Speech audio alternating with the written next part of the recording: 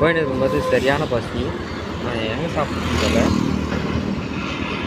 மணிக்கு போய் சாப்பிட்லாம் பார்த்தா ரொம்ப டைம் ஆகும். சரி அதான் சுங்கா சதுக்கத்துக்குள்ளே போகிறேன். சுங்கா சதுக்கத்தில் எங்கே நல்லா இருக்கும்னு பார்க்கலாம் சாப்பாடு. சரிங்க, வீடியோலேயே பார்த்து